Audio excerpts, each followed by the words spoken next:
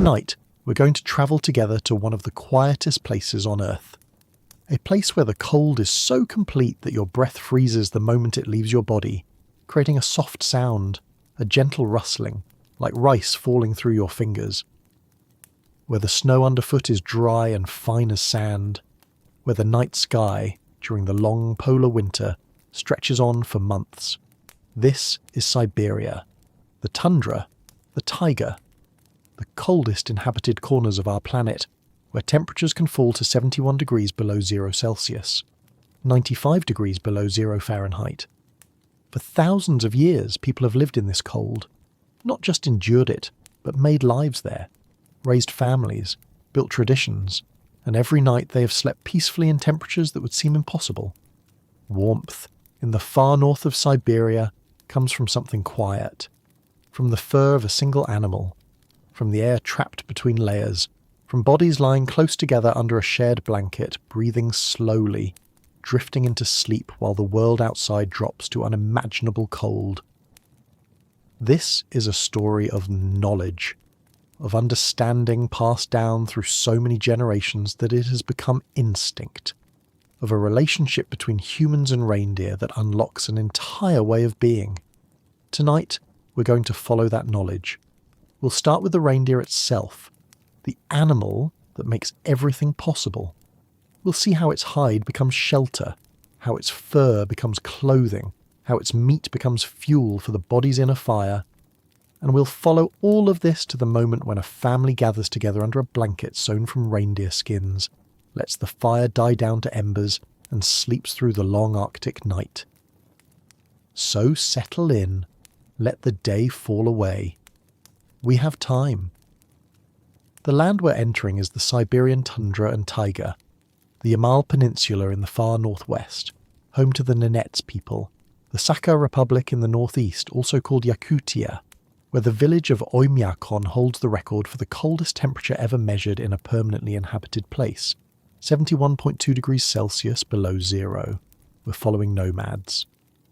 The Nenets, who spend their entire winter living in conical tents made of reindeer hide, who move continuously across hundreds of kilometres of frozen ground following their herds. Their world regularly reaches 50 degrees below zero, sometimes colder. The principles they use would work at 71 below, the same materials, the same patience, the same quiet respect for what the cold demands. The landscape is defined by permafrost. The ground is frozen solid, not just at the surface, but deep down. In some places, this frozen layer extends more than a mile into the earth. During the brief summer, only the top few inches or feet thaw. Beneath that, the ground has been frozen for thousands of years. You cannot dig foundations. You cannot bury things deeply. Everything must rest on top of the ice or move across it. In winter, the sun barely rises. During the polar night in the far north, it doesn't rise at all for weeks or months. When it does appear, it hangs low on the horizon, pale and distant, casting long blue shadows. The snow is not soft or fluffy. It's dry, granular, almost abrasive. It crunches sharply underfoot, and that sound carries across the profound silence. Silence is perhaps the defining quality of this land. On still days, there is almost no sound. No birds, no insects, no rustling leaves. Just the wind when it comes, the distant movement of reindeer, and the sound of your own breath crystallizing in the air. The Yakutian people have a word for that sound. Shinga, the whisper of stars. When you exhale at 70 degrees below zero, the moisture in your breath freezes instantly. It creates a faint shimmer, a soft rustling as the ice crystals fall. It's one of the few sounds in the deep cold. This is where we're going. To understand how people have learned to live so completely within this cold that they can lie down at night, close their eyes, and sleep as peacefully as anyone anywhere. Where air freezes. At 71 degrees below 0 Celsius, the physical world operates differently. Metal becomes brittle. A steel tool that would bend in milder cold will snap cleanly at these temperatures, breaking like glass. Eyeglasses are a liability. The metal frames freeze instantly to your skin, and removing them without warming them first will tear the flesh. Rubber hardens and shatters, plastic cracks. The air feels thick, almost resistant. When you breathe through your nose, the moisture inside your nostrils freezes immediately. The tiny hairs stiffen. If you breathe deeply through your mouth, the cold air can scorch your lungs. People learn to breathe through a scarf or mitten, pre-warming the air before it enters their body. In the settled villages, vehicles must run continuously all winter. If an engine stops, it will not restart. The oil thickens, the battery dies, metal contracts and warps. But the people we're following don't live in settlements. They live outside, in tents, moving constantly with their herds in this same cold. The landscape is vast, quiet, profoundly indifferent. The tundra stretches flat to the horizon. In the taiga, scattered stands of dwarf birch, willow and larch break up the whiteness. But mostly it's open, a white expanse under a pale sky. The permafrost shapes everything. Because the ground never fully thaws, water cannot drain. In summer, the thin active layer that does thaw becomes boggy, creating shallow pools. In winter, everything freezes solid again. Lakes freeze so deeply you can drive across them. Rivers freeze to their beds. The ice is thick enough to support entire herds. This frozen ground has been stable for millennia. It holds ancient plants, animals, microorganisms, sometimes perfectly preserved. For the people who live on this land, the permafrost is foundational. You cannot build deep into the ground, so everything must be portable. You cannot plant crops, so you must follow animals. You cannot dig wells, so you must melt snow. Every aspect of life is shaped by this. The ground is frozen and will remain frozen. The cold creates a particular quality of air. On clear days, when the temperature drops to its lowest, the air holds almost no moisture. Visibility is extraordinary. You can see for dozens of kilometres across the flat tundra. The horizon seems impossibly distant. The sky near the horizon is pale, almost white, fading to a deeper blue overhead. On other days, a fog hangs in the air. Every exhalation, every stove, every fire releases moisture that instantly crystallizes into a cloud of ice particles. This fog hangs thick and white, especially near camps. Human warmth, in this cold, is a fragile thing. At night, when the sky is clear, the stars are sharp and bright. The Milky Way stretches overhead. Sometimes the aurora borealis appears, green and white curtains shifting across the northern sky. These lights move silently. The entire display happens in perfect quiet. The people who live here do not speak of the cold as something to overcome. They speak of it as something to understand, to work with, to respect. Over thousands of years, they have refined that understanding into a system of knowledge so complete, so perfectly adapted, that it allows them to live fully in conditions that would kill an unprepared person in less than an hour. The foundation of that knowledge is a relationship with a single animal, the key to the north. The reindeer is not large. An adult stands about a metre tall at the shoulder. It weighs between 80 and 150 kilograms, depending on the season and the individual. Its coat is greyish-brown, sometimes darker, sometimes lighter. Its antlers, present on both males and females, branch upward and forward in elegant asymmetrical curves. This is Rangifer tarandus. The species has lived in the Arctic for hundreds of thousands of years. The reindeer's muzzle is covered in short, dense fur. This fur extends even into the nostrils, warming the air before it reaches the lungs. Its hooves are wide and slightly concave, splaying outward with each step. This design acts like a natural snowshoe, distributing weight across soft snow. The hooves also have sharp edges that cut through ice, allowing the reindeer to dig down through snowpack to reach the lichen beneath, its primary food source. The most important adaptation is the fur. Each individual hair on a reindeer's coat is hollow, completely hollow, like a tiny tube. This structure traps air inside the hair itself, creating insulation at the microscopic level. When thousands of these hairs grow together in a dense coat, the result is one of the warmest natural materials known. The fur is so buoyant that reindeer are excellent swimmers, floating high in the water as they cross rivers during migration.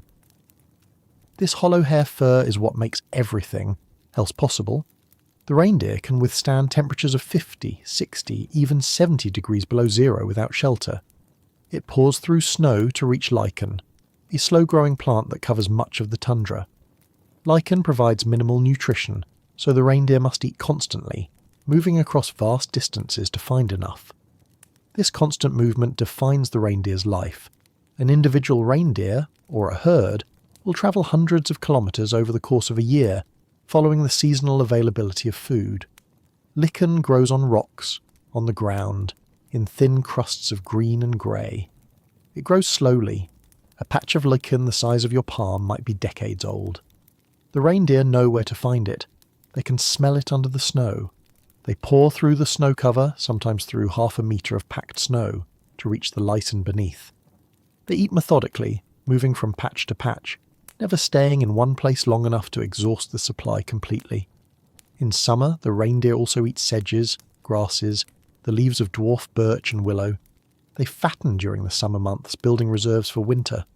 By autumn, a healthy reindeer is plump, its coat thick and glossy. By late winter, after months of sparse feeding, the same reindeer is lean, its ribs visible beneath the fur. This is normal. This is the cycle. The herds move according to the seasons and the availability of food. In summer they move north toward the coast, where there are fewer insects and better grazing. In winter they move south toward the taiga, where there is more shelter from the wind and more accessible lichen. The distance covered can be 400 kilometres or more one way. The migration takes weeks. The nenets follow this movement. They do not control it. They accompany it. The nenets have a word for their migration, kaslani. It is not a word that carries hardship or burden. It simply describes the rhythm of life. The movement is continuous, but not hurried. A family with their herd might travel 5 to 10 kilometres in a day during migration season, sometimes more, sometimes less. The pace is set by the reindeer, by the weather, by the condition of the snow. The relationship between the nenets and the reindeer is not one of domestication in the way we often think of it. The reindeer are not penned. They are not fenced. They roam freely across the tundra, but they stay near the herders because the herders protect them. Wolves are a constant threat. A wolf pack can kill many reindeer in a single night. The herders watch. They keep fires burning. They move with the herd, and the herd accepts their presence. Individual reindeer within the herd develop familiarity with the herders. Some reindeer are calmer, easier to approach. Some are skittish, always at the edge of the herd. The herders learn to recognize individuals by the shape of their antlers, by markings on their coats, by their behavior. Certain reindeer are chosen for pulling sledges because they are more even-tempered. Others are left to roam with the herd because they are better suited to it. There is no formal training. A young reindeer watches older reindeer being harnessed, being led. It learns. When its time comes, it is harnessed for the first time. It may resist. It may pull against the harness. But gradually, over days and weeks, it accepts the harness. It learns to pull. It becomes part of the working group. The reindeer are not pets. They are not livestock in the modern sense. They are partners in survival. The herders depend on them absolutely, and the reindeer in turn depend on the herders for protection from predators. In return, the reindeer provide everything. The Innet's worldview holds that all things have spirits.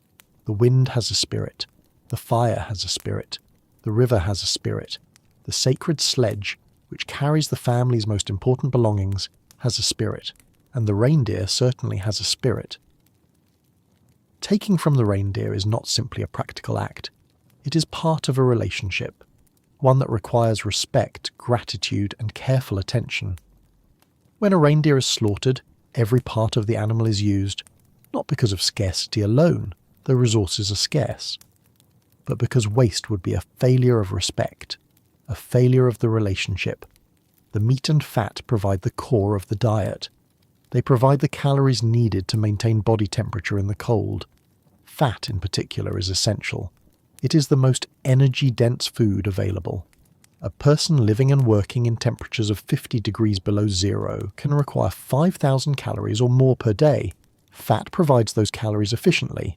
The blood is drunk fresh, often while the animal is being butchered. This is not ceremonial, though it carries significance. It is practical. Blood is rich in iron, in minerals, and crucially in vitamin C. In a land where no fruit or vegetables grow for most of the year, scurvy is a constant risk. Blood prevents it. The Nenets, the Saka, the Evenks, all the reindeer peoples have known this for generations. They drink the blood and they do not get scurvy. The hide is the most valuable material. Reindeer hide, properly prepared, is both durable and flexible. It can be sewn, shaped, layered. It blocks wind. It traps air. It becomes the walls of the tent. It becomes clothing. It becomes bedding. A single family will use dozens of reindeer hides over the course of a year for all these purposes. The sinew, the connective tissue from along the animal's back and legs, is dried and then split into fine strands. These strands become thread, strong, flexible, nearly unbreakable. Every seam in every piece of clothing, every seam in the tent's covering is sewn with reindeer sinew. There is no other thread. There is no substitute. The antlers are carved into tools, into knife handles, into parts for the sledges, into needles and awls. The bones are boiled for broth, which extracts the marrow and provides both nutrition and warmth. The larger bones can be carved or used as structural elements. Nothing is wasted. This is not a phrase. It is a description of how life works. The reindeer also provides transportation. The Nenets use long, elegant sledges called narti. These sledges are lightweight, built from wood and antler and sinew, designed to glide smoothly over snow. A single reindeer is harnessed to each sledge. During migration, a family might use 10 to 20 sledges. Each one carries part of the household: the dismantled tent poles, the rolled hides, the cooking gear, the children, the elderly, the supplies. The sledges are loaded carefully. Weight is distributed. The reindeer are harnessed gently. And then the family moves. The sledges form a long train across the snow, the reindeer pulling steadily, the family walking alongside or riding, the dogs ranging ahead and to the sides. The pace is walking speed. Calm. Continuous. This is how life moves. This is Kasleani. The sound of migration is the crunch of snow underfoot, the creak of sledge runners, the occasional snort or grunt from a reindeer, the jingle of harness bells if the family has them. The dogs bark sometimes, keeping the herd together, alerting the herders to anything unusual. But mostly there is the rhythmic sound of movement, of forward progress. The landscape passes slowly. A rise, a flat stretch, a frozen stream, a stand of dwarf birch in the distance, the sky above pale and vast, the horizon always receding, and the family moving steadily, following the reindeer, who are following the food, who are following the ancient patterns written into their bones, the people of the herd. The Nenets do not have a permanent home in the way settled people do. Home is wherever the chum is erected. Home moves. A Nenet's family consists of parents, children, often grandparents, sometimes aunts or uncles. Extended family might camp nearby, creating a small cluster of chums, 3 or 4, sometimes more. These clusters form a community, but they are not villages. They are temporary. They exist for a few days, a few weeks, and then they move. Life is highly organised. Tasks are divided by gender and by age, not rigidly, but with clear patterns refined over generations. The men are responsible for the herd. They watch the reindeer during the day, moving with them as they forage. They watch for wolves. They watch for signs of sickness in the animals. They decide when to slaughter a reindeer for meat. They handle the initial butchering. They also hunt and fish when possible. Ptarmigan, hare, Arctic fox fish through holes in the ice. These provide variation in the diet, though reindeer remains the staple. The men also maintain the sledges. They repair harnesses. They gather firewood, which is scarce on the open tundra but can be found in the taiga, dwarf birch, willow, sometimes larch.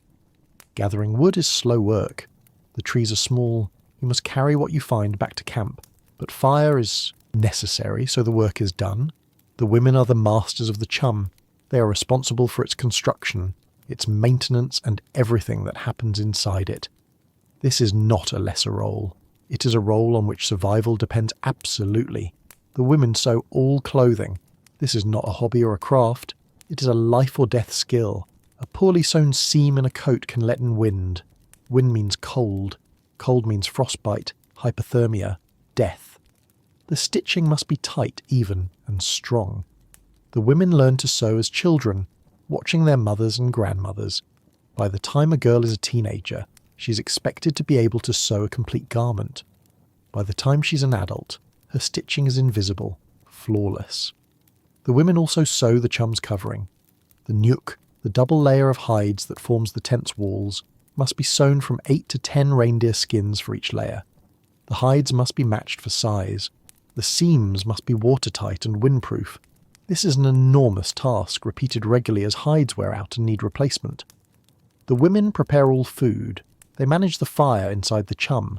They melt snow for water, a process that requires patience, because snow melts slowly and produces surprisingly little water.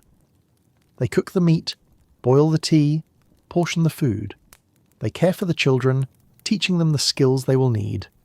They organise the interior space of the chum, which is divided into specific areas with specific purposes. The women also strike and erect the chum during migrations. The men help with the heavy poles, but the women direct the process. They know exactly how the poles must be arranged, how the hides must be layered, how the interior must be organised. A chum can be dismantled in about an hour. It can be erected in about the same time, sometimes less if the family has done it many times together. There is no idleness. There is always work. But the work is paced. It is steady. There is no rush. Hurrying in the cold causes mistakes. Mistakes can be fatal. So the work is done carefully, methodically, with attention. A typical day begins before full light. The sky lightens gradually. Inside the chum, someone stirs the fire back to life. The sound of the fire being rebuilt is the sound that wakes others. The crackle of kindling, the soft whoosh as larger wood catches, the smell of smoke. People emerge from under the nuck one by one. The cold air is a shock after the warmth of the blanket. Everyone moves quickly at first, dressing, putting on boots with fresh sedge grass, pulling on outer garments. Then they gather near the stove, hands extended toward the warmth. Tea is made. The first tea of the day is drunk quietly. No one speaks much. The morning is a time for waking fully, for gathering energy. Meat is eaten if there is any left from the night before. If not, someone cuts frozen meat from the stores outside and places it in the pot to cook. As the morning progresses, the tasks begin. The men check the herd. They count the reindeer, looking for any that may have wandered during the night. They look for tracks in the snow, wolf tracks, fox tracks. They assess the condition of the animals, watching how they move, whether any are limping or showing signs of illness. The women begin their work inside the chum. If clothing needs mending, it is mended. If hides need softening, they are worked by hand. Folded, rubbed, sometimes chewed to make them pliable. If there is sewing to be done, a new garment, a repair to the inhabited, it is started. Children help where they can. A small child might be given the task of gathering clean snow for melting. They take a container and go just outside the chum, scooping fresh, clean snow from the surface. They bring it back inside. An older child might help with preparing food, or with organising supplies, or with watching younger siblings. The work continues through the morning and into the afternoon. If the camp is staying in one place for the day, the pace is relaxed. There is time for small tasks, for maintenance, for rest. If the camp is preparing to move, the pace quickens. The chum must be dismantled. The sledges must be packed. Everything must be ready. When multiple families are camped together, the chums are spaced close enough for easy communication, but far enough for some privacy. Children run between the chums playing together. The games are simple, chasing, hiding, imitating the adults' work. They build small structures from snow. They slide down any available slope. They follow the dogs, who tolerate their attention with patience. Adults visit each other. A woman might go to a neighbouring chum to borrow a tool, or to ask advice on a sewing problem, or simply to talk. The conversations are quiet, practical. News is shared. Information about the herd, about the weather, about the route ahead. Men gather outside, standing in small groups, discussing the herd, the condition of the pasture, whether to move tomorrow or stay another day. These decisions are made collectively, though certain individuals, the most experienced herders, the elders, carry more weight in the discussion. Meals happen when people are hungry. There is no set schedule. If someone is working and gets hungry, they stop, eat something, and return to work. The main meal of the day is usually in the evening, when everyone gathers in the chum around the fire. The quality of light changes through the day. In deep winter, the sun barely rises. The light is always indirect, always pale. Shadows are long and blue. The landscape is rendered in shades of white and grey and blue. Colours are muted. The sky near the horizon is often a pale yellow or pink, fading to deep blue overhead. In the taiga, where there are trees, the light filters through branches. Patterns of shadow fall across the snow. The air is slightly warmer among the trees, slightly less windy. In the open tundra, there is no shelter. The light is flat. The wind, when it blows, is constant. The sound of the day is the wind, the movement of reindeer, the voices of children, the occasional bark of a dog, the scrape of a knife on hide, the soft thud of an axe splitting wood. These sounds are absorbed by the vastness of the landscape. They do not echo, they simply exist, small and immediate, surrounded by silence. Children grow up in this rhythm. They learn by watching. A small child watches their mother sew. They are given scraps of hide and a dull needle to practice. They make clumsy stitches. Over time, the stitches improve. By adolescence, they are sewing real garments, real repairs. The same pattern holds for every skill: watching, imitating, practicing, mastering. A boy watches his father harness a reindeer. He sees how the harness is adjusted, how the reindeer is calmed with a quiet voice, how the sledge is attached. Later the boy is given a calm reindeer and told to harness it. He tries. He makes mistakes. The harness is too loose. The reindeer shifts uncomfortably. The father corrects him, shows him again. The boy tries again. Over weeks, over months he learns. Eventually he can harness a reindeer quickly, correctly, without supervision. A girl watches her mother prepare food. She sees how the meat is cut, how the pot is arranged on the stove, how the tea is brewed. She's given small tasks. Stir this, watch that, bring me this tool. Gradually the tasks become larger. She prepares a simple meal under supervision. Then she prepares a meal alone.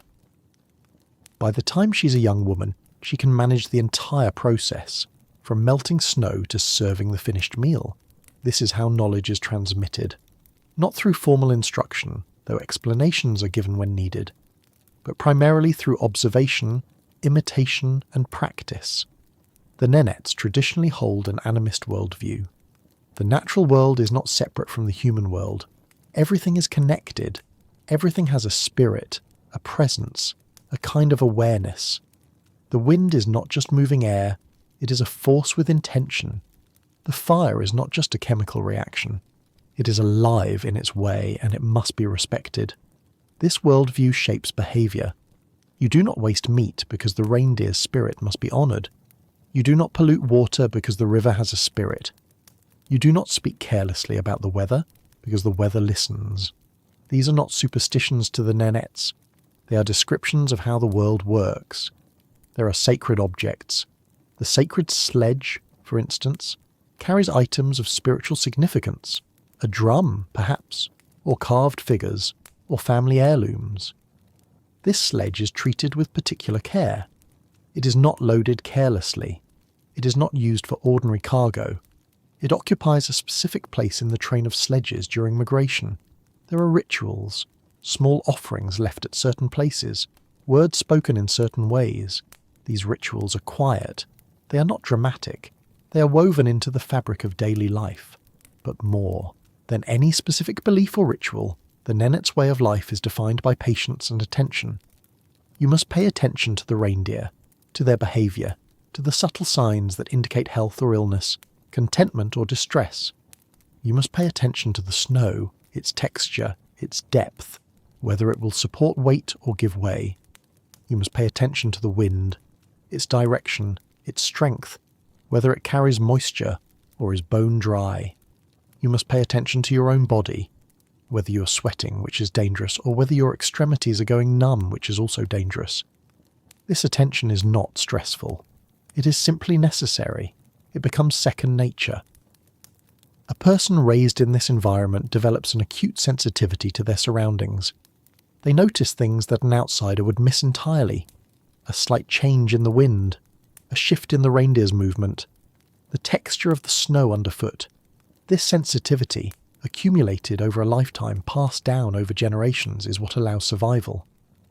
Hide becomes home. The chum is a cone. This shape is not arbitrary. It has been refined over thousands of years. The cone is aerodynamically stable. Wind flows over it and around it without creating the kind of pressure that would collapse a flat-sided structure. On the open tundra, where wind can blow for days without stopping, this stability is essential. The cone also allows smoke to rise naturally. Heat rises, smoke rises. The peak of the cone provides an opening where smoke can exit without filling the interior. This seems simple, but it is crucial. Without effective smoke ventilation, the chum would be uninhabitable. The small fire needed for cooking and warmth produces a surprising amount of smoke. The conical shape with its central opening solves this problem elegantly. The framework of the chum consists of 30 to 40 wooden poles. These poles are long, often 4 to 5 meters, and smooth, stripped of bark. They are made from larch or birch, gathered from the taiga. Each pole is carefully maintained. A broken pole must be replaced, which requires a trip to the nearest wooded area. The poles are valuable. To erect the chum, several poles are bound together at one end, forming a tripod. This tripod is raised and positioned. Then the remaining poles are leaned against the tripod, one by one, creating a conical frame. The poles are arranged evenly around the circle, spaced about a hand's width apart at the base. The base of the chum is a circle roughly 4 to 6 meters in diameter. This provides enough space for a family of 6 to 8 people, plus their essential belongings. Once the frame is in place, the covering is added. This is the nyok. The nyok is the key to the chum's effectiveness. The nyok consists of 2 separate layers of sewn reindeer hides. Each layer is made from 8 to 10 hides, sewn together to form a large, flexible covering. The hides are sewn with reindeer sinew, using tight, overlapping stitches that create a windproof and waterproof seam. The inner layer is attached to the frame first. This layer is sewn with the fur facing inward, toward the interior of the chum. The fur creates a soft, textured interior surface. It also traps a thin layer of air directly against the inner wall, which provides some insulation. The outer layer is then attached over the inner layer. This layer is sewn with the fur facing outward. The fur creates a rough, irregular surface that breaks up the wind. Wind cannot slide smoothly over the outer layer. It catches on the fur, loses some of its force, and disperses. This reduces wind chill significantly. Between the 2 layers, there is a gap. This gap is typically a few centimeters wide. It is not stuffed with anything. It is simply air, still air. This air gap is the true insulator. Air, when it is still, is one of the best insulators available. It conducts heat very poorly. The 2 layers of hide prevent the air from moving, from being blown away or circulating. The air sits in the gap, warmed slightly by the interior heat, and it holds that warmth. The principle is the same as double-paned windows, the same as the hollow hairs on the reindeer's coat. Trapped air insulates. The nuke is not permanently attached to the poles. It is wrapped around the frame and tied in place with leather straps. This allows it to be removed quickly during migration. The nuke is rolled up, loaded onto a sledge and transported. At the next camp, it is unwrapped and tied to the new frame. The base of the nuke does not quite reach the ground. There is a small gap at the bottom, all around the circumference. This gap allows fresh air to enter. It also allows moisture to escape. The chum is breathable. This is important. If the structure were completely sealed, condensation would form on the inside of the hides. In the cold, this condensation would freeze, creating a layer of ice. Ice is a poor insulator, and it adds weight. The small gap at the base prevents this. At the front of the chum, there is an opening for entry and exit. This opening is covered by a flap of hide, also with fur. The flap can be tied open or closed. When closed, it overlaps the main covering, creating a double layer at the entrance. When someone needs to enter or exit, they simply lift the flap, step through, and let it fall back into place. Inside the chum, the floor is snow. In summer, it would be bare ground or moss. In winter, it is snow. The snow is first packed down firmly by walking on it.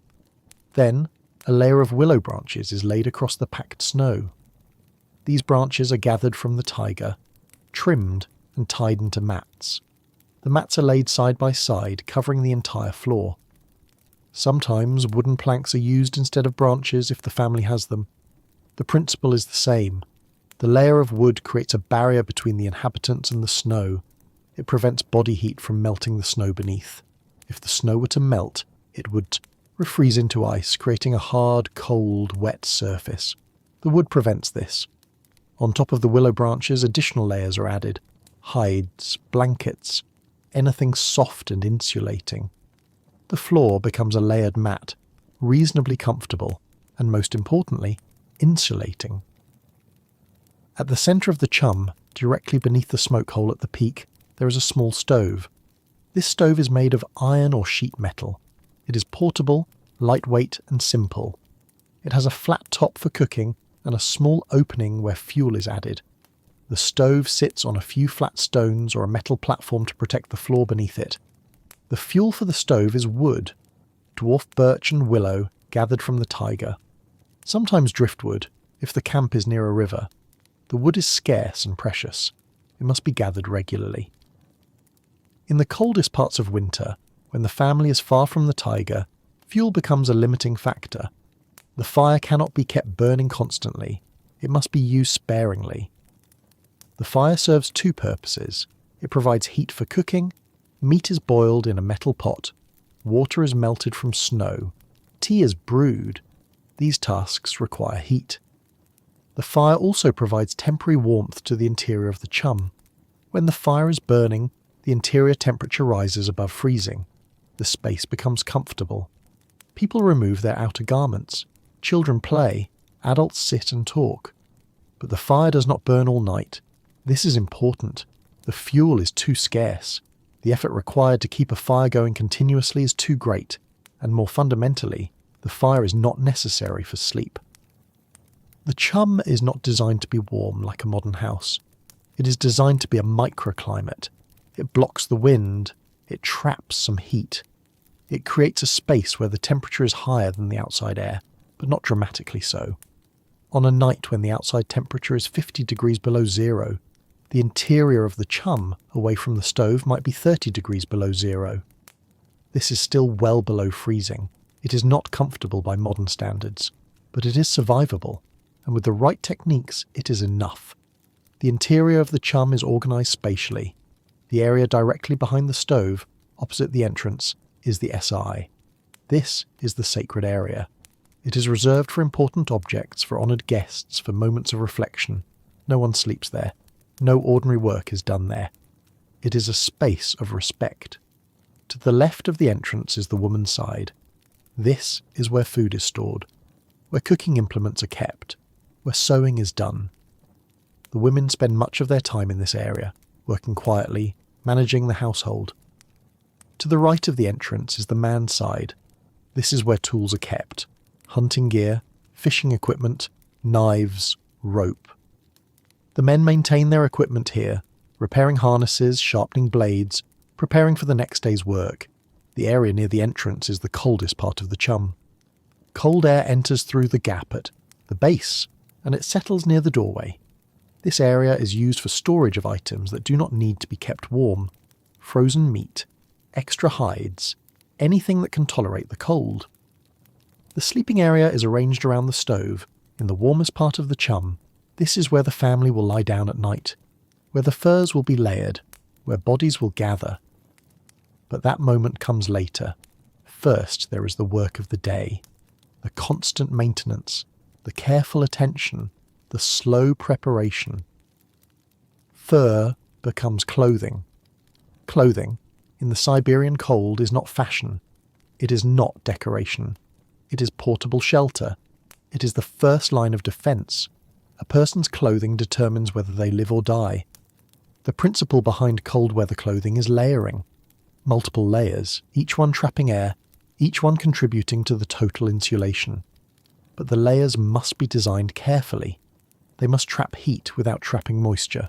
They must block wind without blocking the slow escape of water vapour from the body. Sweat is the enemy. When you exert yourself, your body produces sweat to cool you down. In a warm climate, this is helpful. In extreme cold, it is deadly. Sweat is water. Water conducts heat away from the body far more efficiently than air. If sweat soaks into your clothing and then freezes, you're wearing a layer of ice next to your skin. You will lose body heat rapidly. Hypothermia can follow in minutes. So the clothing must allow moisture to escape slowly. It must breathe. This is why reindeer hide, properly prepared, is ideal. Hide is porous. Water vapour can pass through it gradually, moving from the warm interior to the cold exterior. The vapour escapes before it condenses into liquid. The skin stays dry. The most important garment for Nenets men is the melitsa. The melitsa is a hooded pullover that extends from the head to below the knees. It is made from 4 to 5 reindeer skins sewn together with sinew. The hides are chosen carefully. They must be from reindeer slaughtered in late autumn or early winter when the fur is thickest. The melitsa is worn with the fur facing inward, directly against the body. This seems counterintuitive to many people. You might expect the fur to face outward, protecting against the wind. But the Nenets have learned over generations that fur against the skin is more effective. The fur traps body heat immediately, creating a warm microclimate around the torso and limbs. The smooth outer surface of the hide, the suede side, faces outward. This smooth surface sheds snow and ice more effectively than fur would. The melitsa has integrated mittens. The sleeves extend into mittens that cover the hands completely. There are no separate gloves to lose, no gaps where cold can enter. The hood is large and deep, edged with wolverine fur or wolf fur. These furs do not frost up from breath the way reindeer fur does. They stay dry. The hood can be pulled tight around the face, leaving only the eyes exposed. Around the waist, a belt called the enzos is worn. This belt cinches the melitsa tightly, creating a sealed environment inside the garment. Warm air rises. The belt traps it. The result is a personal envelope of warmth. Under the melitsa, men wear lighter inner garments. These are often also made of reindeer hide, but thinner with shorter fur. These inner layers provide additional insulation and also absorb a small amount of moisture from the skin, keeping the melitsa itself dry. For women, the primary garment is the yagushka, also called the panitsa. This is a full-length coat rather than a pullover. It is double-layered. The inner layer has fur facing inward. The outer layer has fur facing outward. This makes the yagushka extraordinarily warm, but also heavy. A woman's winter coat can weigh 10 kilograms or more. The yagushka opens at the front, fastened with toggles or ties. This design is practical for women who must nurse children, manage cooking, and perform tasks that require access to the upper body. The open front also allows for adjustment. If a woman is working hard and generating heat, she can loosen the coat slightly, allowing some air circulation. If she's standing still, she can close it tightly. Both men's and women's garments are made with fur facing inward for the layer closest to the body. This is a consistent principle. The fur traps body heat. The hide blocks wind. The combination is what works, but the most critical piece of clothing is not the coat. It is the boots. The boots are called pimi, or tabaki, depending on the region. They are thigh-high, extending to just below the knee or higher. They are made from the lower leg skins of reindeer. These skins are particularly durable because the reindeer's legs are constantly in motion, constantly subjected to wear. The hide is thick and tough. The pimi are sewn with the fur facing outward. The fur provides traction on ice and snow. It also sheds moisture. The boots are fitted carefully. They must be snug enough to stay on, but not so tight that they restrict circulation. Restricted circulation leads to cold feet, which leads to frostbite. Inside the pimi, the crucial element is the insole. The insole is not made of hide, it is made of sedge grass. Sedge is a type of grass that grows in the wet areas of the tundra during summer. It is harvested, dried and stored. The dried grass is soft, fibrous, and has a unique property. It is a desiccant. It absorbs moisture. It wicks moisture away from the skin and holds it in its fibres. Every morning a fresh layer of dried sedge grass is placed inside the pyme. The grass forms a thick, soft insole, lining the entire interior of the boot. When a person puts on their boots and begins to walk, their feet generate a small amount of heat. They also produce a small amount of moisture, sweat, condensation. The sedge grass absorbs this moisture immediately. The skin stays dry. At night, when the boots are removed, the sedge grass is taken out. It is damp, sometimes frozen.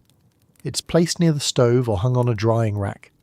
Over the course of the night, as the fire burns and then dies, the grass dries out. By morning, it is ready to use again.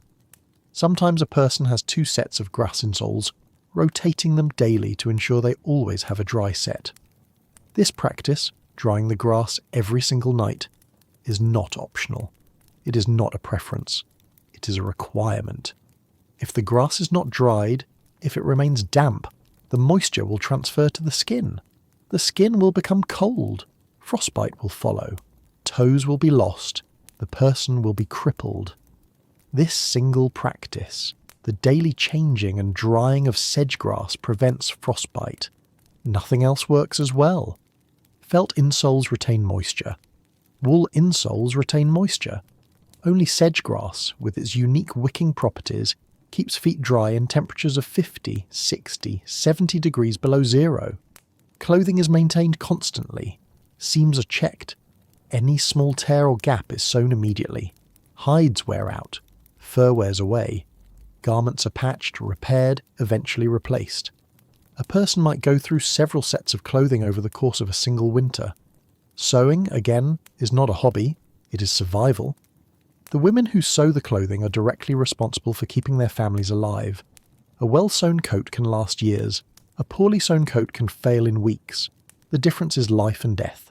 The entire clothing system, the layered garments, the careful orientation of fur, the breathable hide, the sedge grass insoles, works together.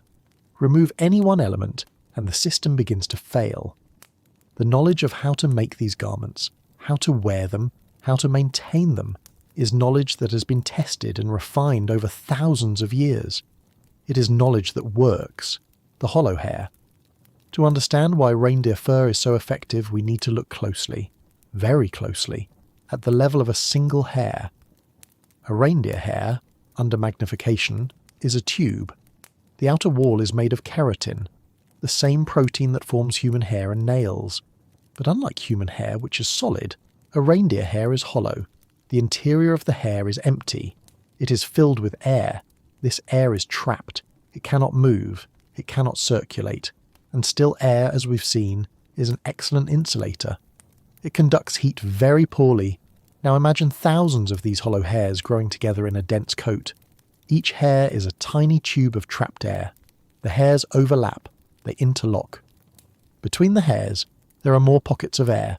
The result is a thick mat of keratin and air, layered over the reindeer's skin. This structure insulates in both directions. It keeps the reindeer warm in winter. It also keeps the reindeer cool in summer, protecting it from the sun and from insects. The fur is remarkably versatile. When the hide is removed from the reindeer and prepared, the hollow structure of the hairs remains intact. The fur retains its insulating properties, and when multiple hides are layered, fur against fur or fur against skin, the insulating effect multiplies. The orientation of the fur matters. Fur facing inward, toward a heat source like the human body, traps that heat immediately. The warm air from the skin rises into the fur and is held there. Fur facing outward, away from the heat source, creates a rough surface that disrupts wind. The wind cannot penetrate the fur easily. It breaks up, loses energy, and passes around the object rather than through it. This is why the Chum's nuke has 2 layers, one fur in and one fur out. This is why the Melitza is worn fur inward. This is why the Yagushka has both orientations. Each orientation serves a specific purpose, and together they create a system that works. The hollow hair structure also makes reindeer fur buoyant. A reindeer can swim across a cold river and remain afloat easily. The fur traps so much air that the animal floats high in the water. This buoyancy is not just a curiosity, it is another survival adaptation. Reindeer herds cross rivers during migration. They must be able to swim. The fur allows them to do so safely. For the nenettes, this buoyancy is not relevant to clothing, but the insulating property is everything. Without reindeer fur, they could not survive. No other material available to them provides the same combination of warmth, breathability, and durability. Other Arctic peoples have used different materials: seal skin, bear fur, fox fur. Each has advantages. But for the inland nomads of Siberia, who do not have access to seals or bears in large numbers, the reindeer is the only option. And it is an excellent option, perhaps the best. The preparation of the hide is a skill in itself. When a reindeer is slaughtered, the hide must be removed carefully. Cuts must be made in specific places to preserve the largest possible intact pieces. The hide is then scraped clean of fat and tissue. This scraping must be thorough. Any remaining fat will rot, and the hide will be ruined. The scraping is done with a specialized tool, a curved blade attached to a handle. The hide is laid over a smooth log or draped over the knee. The blade is drawn across the inner surface of the hide, removing the layer of fat and tissue. This work is repetitive, physical, and requires judgment. Scrape too lightly and fat remains. Scrape too hard and you risk cutting through the hide. The smell of fresh hide being scraped is strong. Animal, slightly sweet, not unpleasant but distinct. The fat that is scraped away is not wasted. It is collected, rendered, and used for cooking or for waterproofing. Once scraped, the hide is stretched and dried. It is kept flat, weighted at the edges, and allowed to dry slowly. In winter, this happens naturally. The cold air dries the hide without the need for heat. But the drying must be controlled. Drying too quickly in intense cold can make the hide brittle. Drying too slowly can allow bacterial growth. The process requires judgment. The women check the hides regularly, feeling them, assessing their readiness. After drying, the hide is stiff. It is like thick cardboard, inflexible. To make it usable, it must be softened. This is done by working the hide by hand. The hide is folded, rubbed, stretched, pulled. This breaks down the stiff fibres, making the hide pliable. This work is repetitive and tiring. A single hide might require hours of work. The women sit together, each working on a hide, talking quietly or working in silence. The motion is rhythmic. Fold, rub, stretch, fold, rub, stretch. Gradually the hide becomes softer. It develops a suede-like texture on the inner surface. The fur side remains intact. Sometimes the hide is chewed. This is an old technique, still practiced by some. Small sections of the hide are placed in the mouth and chewed gently. Saliva contains enzymes that help break down the proteins, making the hide softer. The technique is effective but labour-intensive. Once softened, the hide is ready to be cut and sewn. The fur is left attached. For garments, the fur side will face inward or outward depending on the design. For tent coverings, the same principle applies. Different parts of the reindeer provide different qualities of hide. The hide from the legs is tougher and more durable. It is used for boots, for areas that will receive heavy wear. The hide from the body is softer and more flexible. It is used for clothing, for the chum's covering. The hide from the head and neck is thicker. It may be used for reinforcement, for areas that need extra strength. The hides from reindeer slaughtered at different times of year also vary. Winter hides have the thickest, densest fur. They are the warmest, but also the heaviest. Summer hides have shorter fur. They are lighter, easier to work with, but less warm. The choice of which hide to use for which purpose is based on accumulated knowledge. A woman sewing a militsa knows to select winter hides. A woman repairing the floor mats of the chum might use summer hides, which are more durable for that purpose. The preparation of hides is ongoing work. There is always a hide being scraped, a hide drying, a hide being softened. The work never stops because the need for new hides never stops. Clothing wears out, the chum's covering wears out, boots wear out. New hides are always needed. This constant cycle of preparation is part of what makes the reindeer so central to life. Not just the meat, Not just the material, but the continuous labour of transforming the material into usable form. The reindeer provides the raw resource. The people provide the skill, the labour, the knowledge of how to transform that resource into shelter, warmth, and survival. Thread is made from sinew. The sinew is taken from the reindeer's back and legs, cut into strips, dried, and then split into fine strands. These strands are incredibly strong. They do not rot. They do not break easily. When used to sew hide, they create seams that are almost as strong as the hide itself. Needles are made from bone or, in more recent times, metal. The needle must be sharp and fine enough to pierce the thick hide without tearing it. Sewing is done carefully with small, even stitches. The stitches overlap slightly, creating a windproof seal. A single garment, a militsa for example, requires days of work.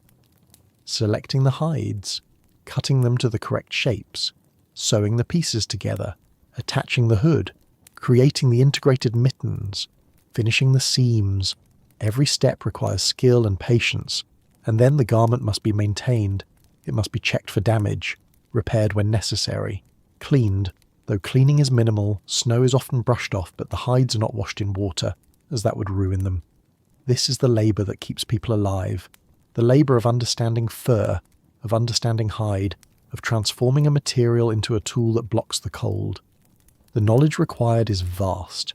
Which hides to use for which purpose, how to cut them efficiently, wasting as little as possible, how to orient the fur, how to create seams that are both strong and flexible, how to reinforce areas that will receive the most wear, how to repair damage quickly before it spreads. This knowledge exists in the hands and minds of the women who do the work. It is not written down. It is learned through years of practice under the guidance of mothers, grandmothers, aunts. A young woman learning to sew makes mistakes. She cuts a hide incorrectly. She sews a seam that is too loose. These mistakes are corrected. The lesson is learned. Over time, the mistakes become fewer. The skill grows, and the skill is not optional. It is survival. A family with skilled sewers has good clothing, a good chum, and stays warm. A family without skilled sewers is at risk.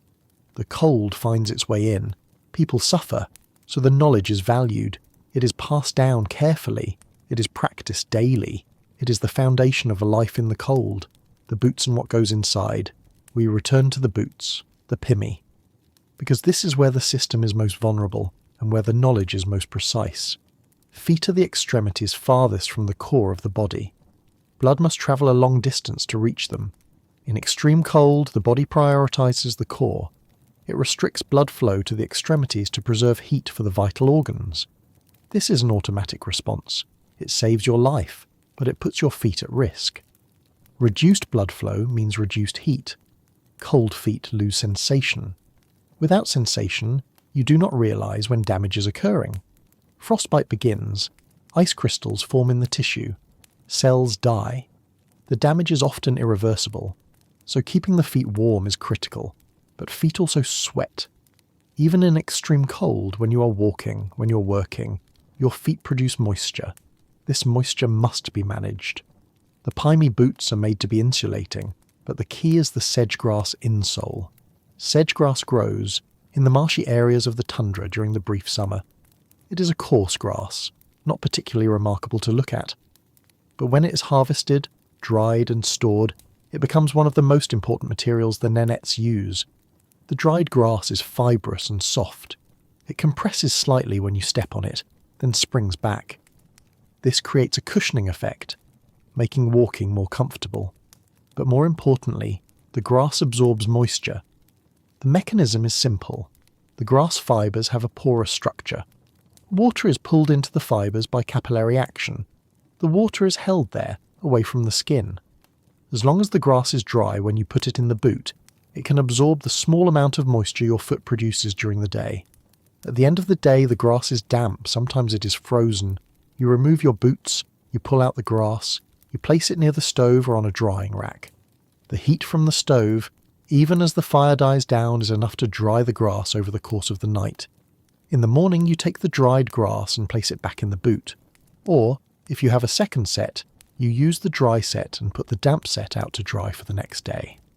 This cycle, wearing, drying, wearing, continues every day throughout the winter. It is a simple process, but it must be done without fail. If you skip a day, if you wear damp grass, your feet will get cold. If your feet get cold enough, frostbite will set in. The Nenets teach this practice to children as soon as they are old enough to understand. It is one of the first lessons of survival. Dry your grass every night. No exceptions. There is no substitute. Modern materials, felt, synthetic fibres, retain moisture. They do not wick it away. They do not dry as quickly. Sedge grass, with its specific properties, remains the best option. The boots themselves are fitted carefully. They must be tall enough to prevent snow from entering at the top. They are typically thigh-high, tied below the knee with a leather strap. The strap must be snug but not tight. If it is too tight, it restricts blood flow, which defeats the purpose. The soles of the boots are made from the toughest part of the reindeer hide. They wear down over time from walking on ice, snow and frozen ground. When the sole wears through, it must be replaced. This is a regular repair task. A person might go through several sets of soles in a single winter. Some boots have additional layers. A thin inner boot, worn inside the main pyme, provides extra insulation. This inner boot is lighter, easier to dry, and adds another layer of trapped air. But the system always comes back to the sedge grass. Without it, the boots do not work.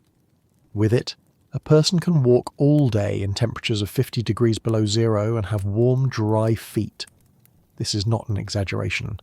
It is a documented fact. Anthropologists who have lived with the Nenets have noted this practice repeatedly. The sedge grass works. It has worked for generations. It continues to work, and so every night as the fire dies down and the family prepares for sleep, one of the tasks is always the same. Remove the boots, take out the grass, dry it by the stove. This small ritual, repeated thousands of times over the course of a lifetime, is what prevents a common and devastating injury. Meat becomes heat. Food, in the Arctic, is fuel. This is not a metaphor. The body burns calories to generate heat. The colder the environment, the more calories are needed. A person living and working in temperatures of 50 degrees below zero can require 5,000 calories per day or more, sometimes much more, if they are engaged in heavy physical labour. The Nenets' diet is built around fat and protein. Carbohydrates are nearly absent. There are no grains, no bread, no vegetables for most of the year. The only plant material consumed is occasional berries in summer, and even those are rare on the open tundra. The core of the diet is reindeer meat. It is eaten boiled, raw, frozen or lightly cooked. It is eaten fresh, or it is stored frozen and consumed later. When a reindeer is slaughtered, the butchering is done quickly. The cold helps preserve the meat. Blood is drained and drunk immediately or saved in a container to freeze. Organs, liver, kidneys, heart, are consumed soon after slaughter, often raw. Organs are rich in vitamins and minerals that are scarce in muscle meat. The meat itself is portioned. Some is eaten right away. Some is set aside for the next few days. Some is frozen for storage. Frozen meat can be kept for months without spoiling. The cold is a perfect refrigerator. Fat is prized. Reindeer fat is dense, white, and rich. It is rendered and stored. It is added to tea. It is eaten plain. It is the most calorie-dense food available, and calories are what the body needs to stay warm. A traditional dish across Siberia is stroganina. Stroganina is raw, frozen fish or meat, sliced into thin shavings with a sharp knife. The fish or meat is frozen solid, so solid it is nearly as hard as wood. The knife must be very sharp to cut it. The shavings are delicate, almost translucent. They are eaten immediately, often dipped in salt. They melt in your mouth. The flavour is clean, pure. There is no gamey taste when the meat is this cold. Stroganina serves multiple purposes. First, it is convenient. No cooking is required. The fish or meat is already frozen. You simply shave off what you need and eat it. Second, it preserves nutrients. Cooking destroys vitamin C. Raw meat and fish retain it. Third, And perhaps most interestingly, eating frozen food generates internal heat. When you eat stroganina, your body must warm the food from its frozen state to body temperature. This requires energy. Your metabolism increases. You burn calories to thaw and digest the food. This process generates heat. You feel warmer after eating stroganina, even though you just consumed something frozen. The Nenets and other Siberian peoples have understood this for generations. They do not articulate it in terms of thermodynamics, but they know from experience that eating frozen food helps keep them warm. It seems paradoxical, but it works. Another important source of nutrition is fish. During winter, fish can be caught through holes cut in the ice on frozen rivers and lakes. Fishing is slow work. The holes must be kept clear of ice. The fish are sluggish in the cold water, but over time enough fish can be caught to supplement the reindeer meat. Fish are often eaten raw like the meat. They are also sometimes boiled. Fish broth with added fat is a common meal. It is warming, easy to digest, and provides both protein and hydration. Blood, as mentioned earlier, is crucial. Reindeer blood is drunk fresh, sometimes still warm from the slaughtered animal. It is thick, rich, metallic tasting. It is not pleasant to many outsiders, but to the Nenets it is simply food. And it is vital food. Blood is one of the few sources of vitamin C in the winter diet. Vitamin C prevents scurvy, a disease that causes weakness, bleeding gums, loss of teeth, and eventually death. Historically, Arctic explorers who did not adopt the local diet often suffered from scurvy. They brought preserved foods, hardtack, salted meat, canned goods, but these foods were deficient in fresh vitamins. The explorers sickened and died, even though they had plenty of calories. The local peoples eating raw meat and blood did not get scurvy. They understood through accumulated experience what was needed. Organs are another key source of nutrients. Liver is particularly rich in vitamin A and iron. Kidneys provide B vitamins. Heart is dense muscle, rich in protein. These organs are not waste. They are considered some of the best parts of the animal. Tea is consumed constantly. Brick tea, a compressed form of tea leaves, is boiled with water and often with salt and reindeer fat. The result is a thick, savoury drink that provides warmth and hydration. Melting snow for water is a slow process. Snow is mostly air. It takes a surprising volume of snow to produce a single cup of water. But tea is made daily, often multiple times a day. Meals are not structured in the way we might expect. There is no breakfast, lunch, and dinner at set times. Food is eaten when it's needed. When people are hungry, they eat. When they are not, they do not. The work of the day dictates when meals happen. Eating is communal, but quiet. The family gathers around the stove. Meat is portioned out. Tea is poured. People eat steadily, without haste. There is little conversation during meals. Food is treated with respect, as it should be. It is the product of the reindeer's life, and it sustains the family's life. Nothing is wasted. Bones are boiled for broth, extracting the marrow and any remaining nutrients. After boiling, bones are sometimes given to the dogs, or they are discarded in a designated area away from the camp, but they are used first.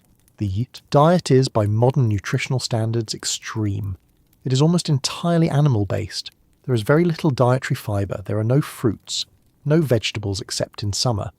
And yet the people who eat this diet are healthy. They are strong. They do not suffer from the deficiency diseases that would seem inevitable on such a limited menu. This is because the diet is not limited. It is complete. Every nutrient the body needs is present in the meat, fat, organs and blood of the reindeer. The human body is adaptable. Given the right inputs, it can function on a wide variety of diets.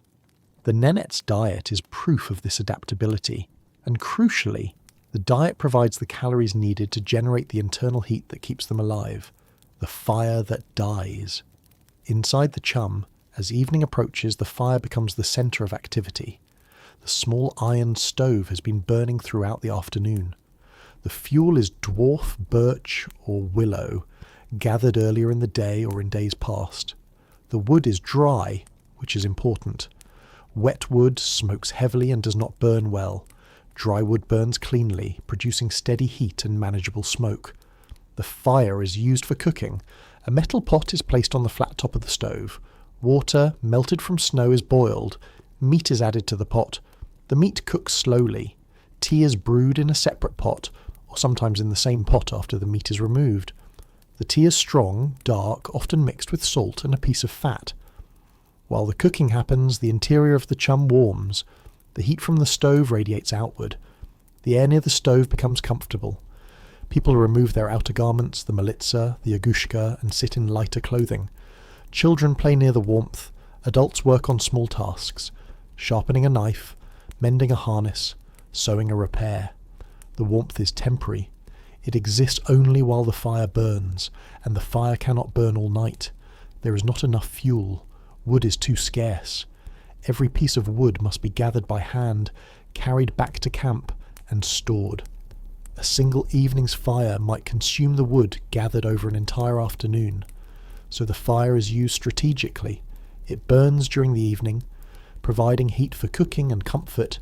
It burns in the morning, providing a quick burst of warmth to start the day. But during the night it is allowed to die. This is intentional. This is part of the system. As the meal finishes and the evening grows later, preparations for sleep begin. These preparations are a ritual. They are done the same way every night because they must be done correctly. First, the boots. The pimi are removed. This is the most important step. The sedge-grass insoles are pulled out. They are damp, sometimes frozen stiff. They are placed on a drying rack near the stove or laid on a flat surface where the residual heat from the stove can reach them. Over the course of the night they will dry. Without this step, the boots cannot be worn safely the next day. Damp grass will freeze against the skin. Frostbite will follow. So the grass is dried every night. No matter how tired anyone is, no matter how late it is, the grass is dried. Next, outer garments are arranged. The militsa, the yagushka, other heavy coats, these are laid out near the sleeping area. Sometimes they are used as part of the bedding. A heavy fur coat laid flat adds an extra layer of insulation. Other times they are hung or placed nearby, ready to be put on quickly in the morning. The stove is fed one last time. The remaining wood is added.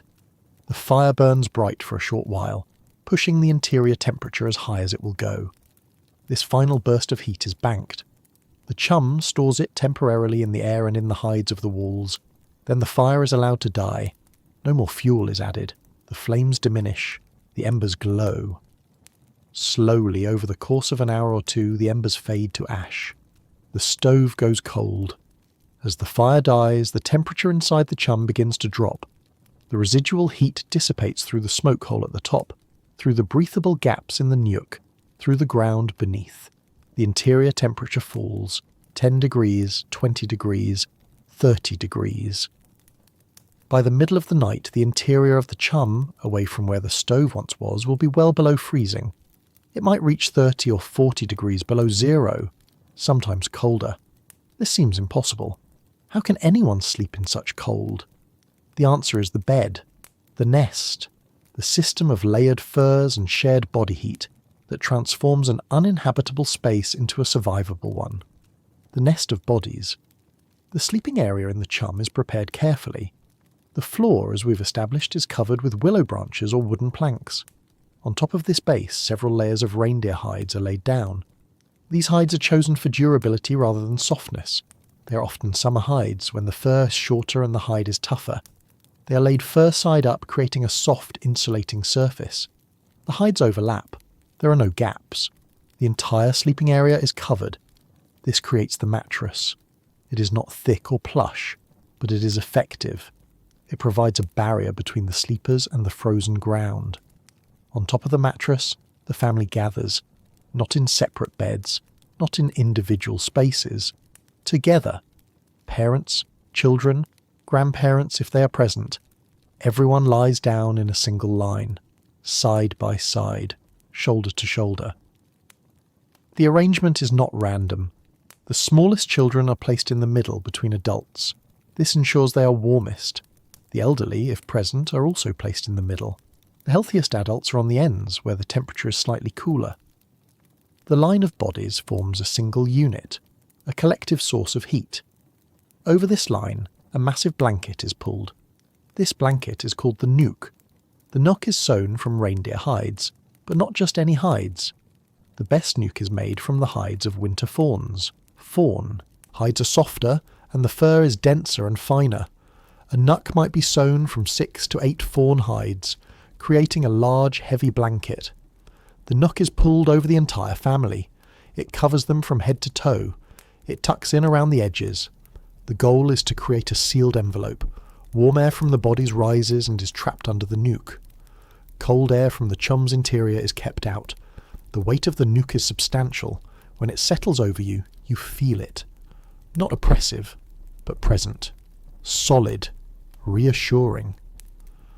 The weight holds the warmth in. It prevents the blanket from lifting, from creating gaps where heat could escape. The sensation of sliding under the nuke is immediate. The transition from the cold air of the chum to the warmer air under the blanket happens in seconds. You lie down. Someone lifts the edge of the nuke. You slide under. The nuck settles over you. The cold recedes. The warmth surrounds you. The fur touches your face if you are near the edge. It is soft, dense, slightly scratchy in a pleasant way. The smell is faint. Hide, smoke, the accumulated scent of bodies, not unpleasant. Familiar. The smell of home. Inside this envelope the temperature stabilizes. Each person generates heat. An average adult at rest generates about 100 watts of heat. 6 people generate 600 watts. This is not a trivial amount. It is enough when trapped under an insulating blanket to create a warm microclimate. The nuke itself is an insulator. The reindeer fur with its hollow hairs traps air. The thickness of the blanket, multiple hides sewn together, creates a substantial barrier to heat loss. And because the blanket is large and covers everyone, there are no gaps, no places where heat can leak out. The principle is the same as the chum's double-layer walls. Trapped air insulates. Multiple layers multiply the effect. The family is surrounded by layers. Their inner clothing, the fur mattress beneath them, the nuke above them, the inner wall of the chum, the air gap, the outer wall of the chum. Each layer contributes. The air inside the chum is below freezing. But under the nook, warmed only by the family's collective body heat, the temperature is comfortable. Not hot, not even particularly warm by modern standards, but warm enough to sleep, warm enough to rest, warm enough to stay alive. The family breathes together. Their exhalations warm the air under the blanket. Moisture from their breath escapes slowly through the breathable hide of the nuke. The system is self-regulating. As long as the bodies remain under the blanket, the heat is maintained. Lying there, under the nook, you become aware of the others. You hear breathing. Slow, steady breathing. The rhythm of sleep beginning. A child shifts slightly, adjusting position. An adult murmurs something quiet, incomprehensible. Someone's hand rests against your arm. The contact is warm. This closeness is not uncomfortable. It is normal. It is how sleep happens. You're not alone. You are part of a unit. The unit generates warmth. The unit provides safety. The unit sleeps together. Children sleep deeply. They are nested in the warmest part of the line. They are protected on both sides by adults. They do not wake from cold. They do not stir. Their breathing is soft, barely audible. They are completely at ease. The youngest children sometimes nurse before sleep.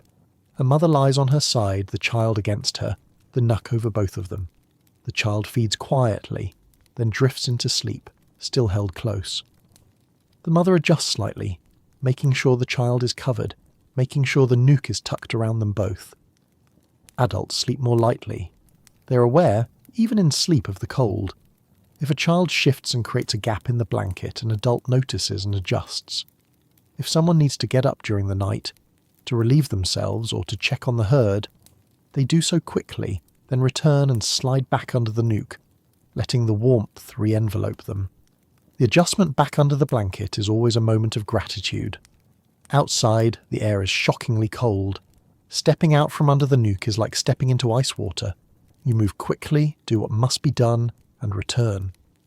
Sliding back under the nuke, feeling the warmth still there, preserved by the others, is a relief.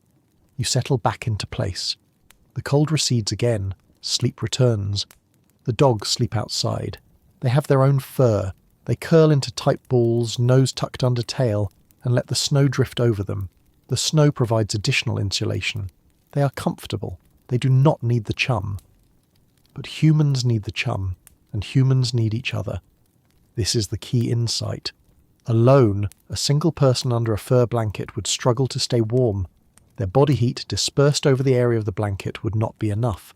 They would lose heat faster than they generate it. Hypothermia would set in over the course of the night, but 6 people together generate 6 times the heat. That heat, concentrated under a single blanket, is enough. The collective becomes stronger than the sum of the individuals. This is not metaphorical. This is thermal physics, but it is also social structure. The family unit is not just an emotional or economic arrangement. It is a survival mechanism. The family is a furnace. The family is what keeps you alive through the night. And so, every night the family gathers. They lie down together. They pull the nook over themselves. They close their eyes. And they sleep. The transition from wakefulness to sleep is gradual. At first, you're aware of everything. The weight of the nook, the warmth building, the presence of the others, your own breathing, the faint sounds from outside, the wind, if it is blowing, the distant movement of the herd. Then awareness begins to soften. The sounds fade. The sensations become less distinct. Thoughts drift, becoming less coherent. The warmth is pleasant. The weight of the nuke is comforting. The breathing of the others becomes a rhythm, a background pulse. And then sleep comes, not suddenly but gradually, a slow dimming of consciousness. The body relaxes completely. Muscles release their tension. Breathing deepens. The mind lets go. Under the nook, in the warmth, surrounded by family, sleep is peaceful. There are no interruptions, no sudden cold, no danger, just the steady, quiet progress of the night. Outside, the wind may howl. The temperature may drop to 60, 70 degrees below zero. The stars may shine with cold, hard light. The shinga, the whisper of freezing breath, may rustle across the tundra, but inside the nest of furs under the blanket the family sleeps. Warm, safe, alive. Sinew becomes thread. We step back for a moment to consider a detail, a small thing, but a necessary thing. Every seam in every garment is sewn with thread. Every seam in the chum's covering is sewn with thread. There are thousands of seams, tens of thousands of stitches. Without thread, nothing holds together. Without strong thread, the seams fail. Wind enters. Cold enters. The system breaks down. Where does the thread come from? It comes from the reindeer, specifically from the sinew, the connective tissue that holds muscles to bones. The sinew is found along the back and legs of the animal. It is long, fibrous, and extraordinarily strong. When a reindeer is butchered, the sinew is carefully removed. It is cut free from the surrounding tissue and laid out flat. It is then dried. Drying makes the sinew stiff and easier to work with.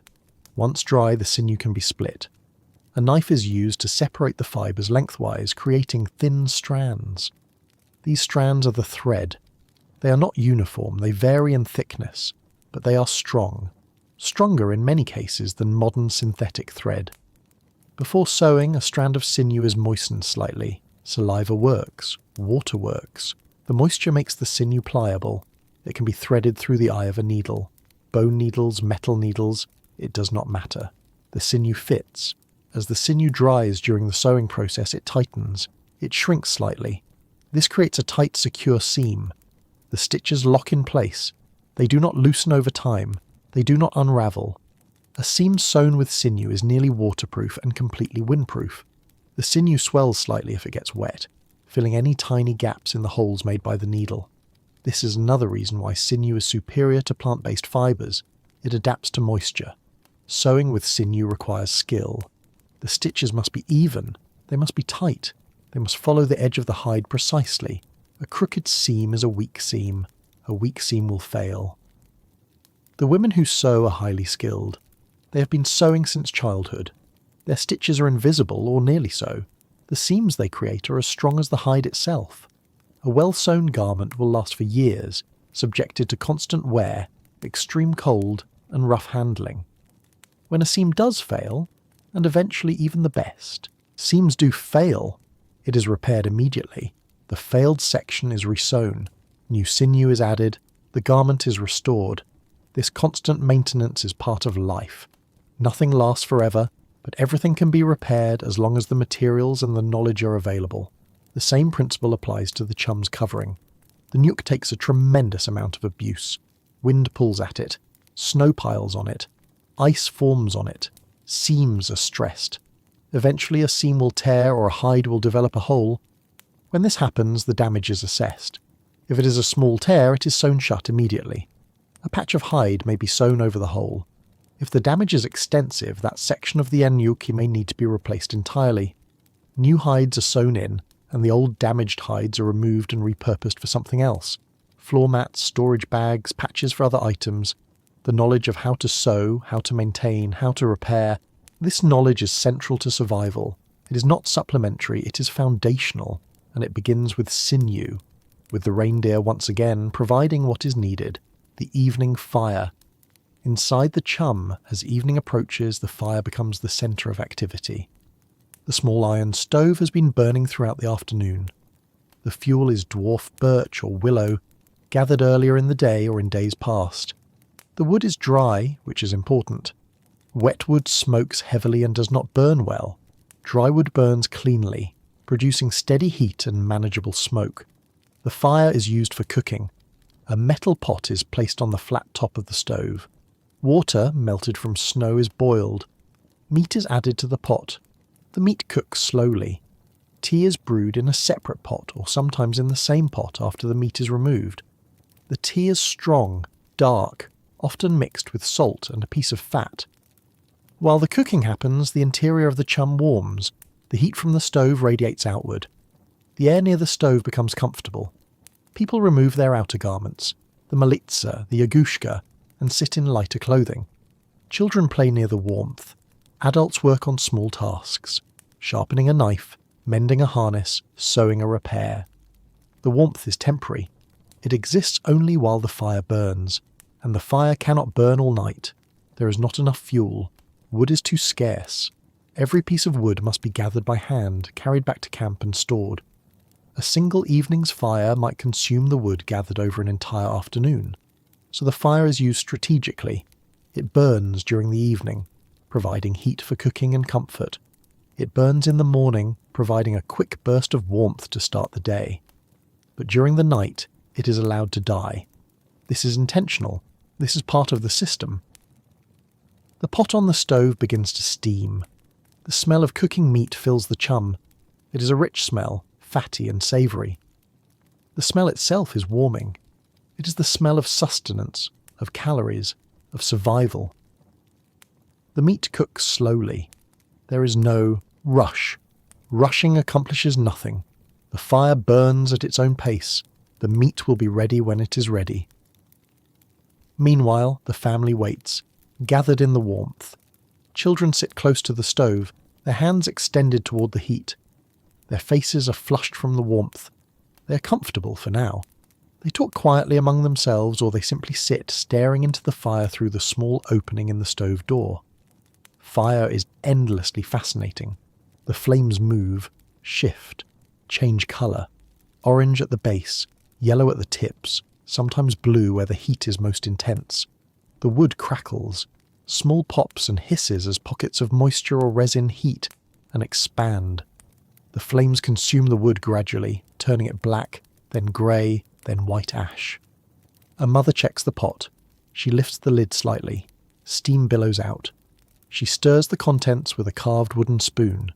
The meat is not quite ready. She replaces the lid. A few more minutes. A father sits near the entrance, working on a knife. He has a small whetstone and he draws the blade across it in long, steady strokes. The sound is rhythmic, a soft shh, shh, shh.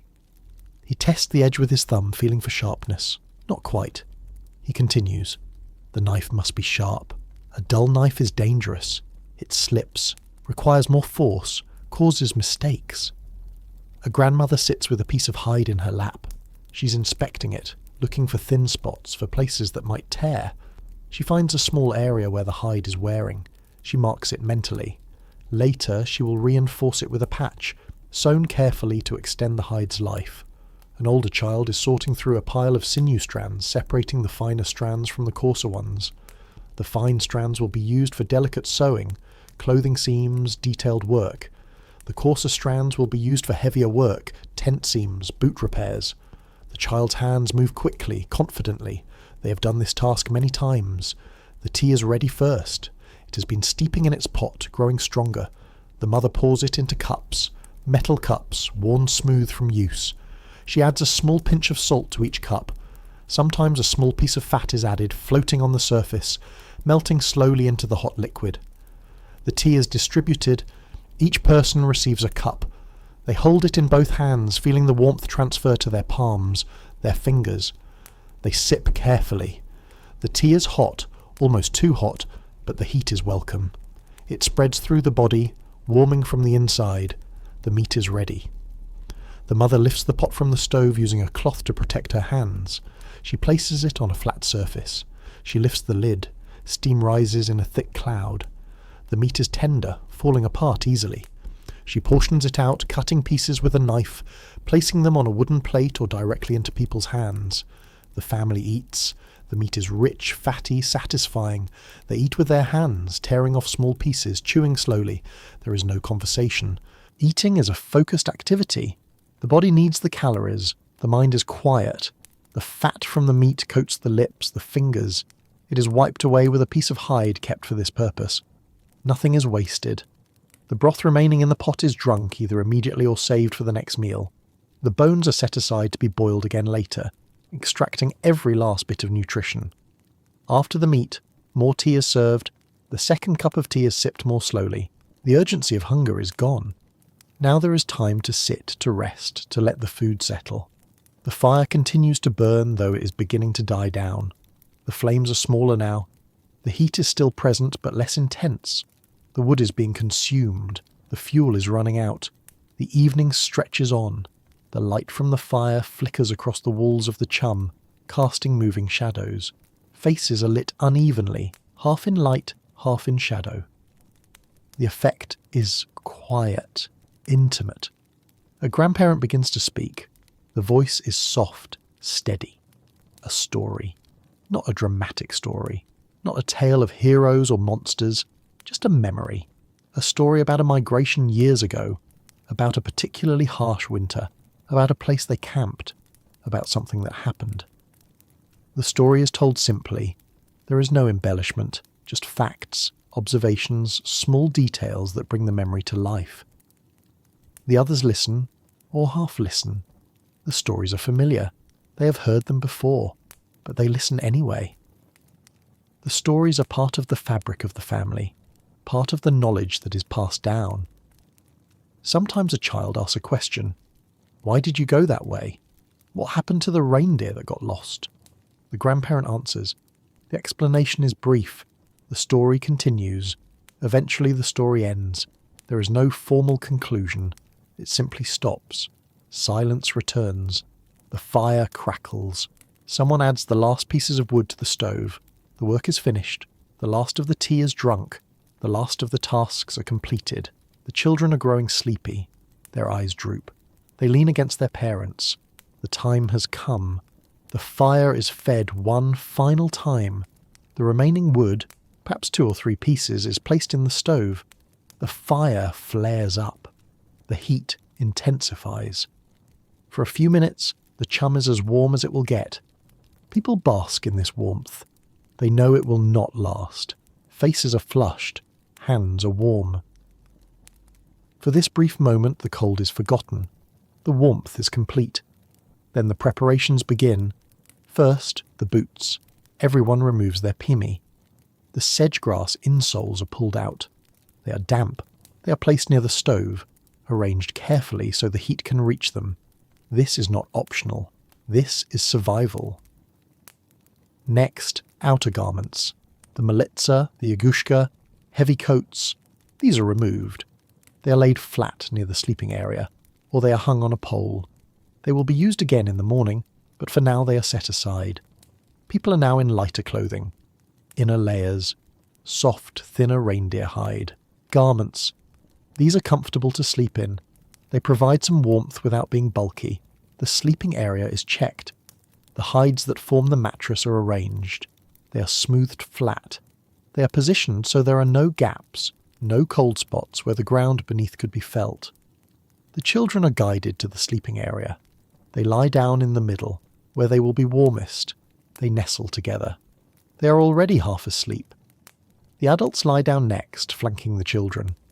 The family forms a line, shoulder to shoulder, hip to hip, feet together at one end, heads together at the other. The nook is pulled over them. It is heavy. It takes 2 people to lift it. It is spread carefully, covering everyone. The edges are tucked in, all around the line of bodies. The goal is to seal the space, to trap the warmth. Under the nook, in the sudden dimness, the family adjusts. Positions shift. Arms find comfortable places. Heads settle. The younger children are already asleep. The older children are drifting. The adults lie still, breathing quietly. Above them, the fire in the stove dies. The flames shrink. The embers glow red, then orange, then dim. The smoke thins. The temperature in the chum begins to drop. But under the nook, the temperature holds. The collective heat of 6 bodies trapped under insulating fur creates a stable microclimate. It is warm enough. It is safe.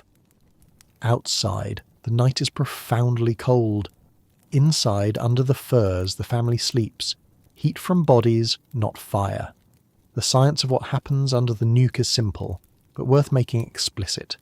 A human body at rest generates approximately 100 watts of thermal energy. This energy is a byproduct of metabolism.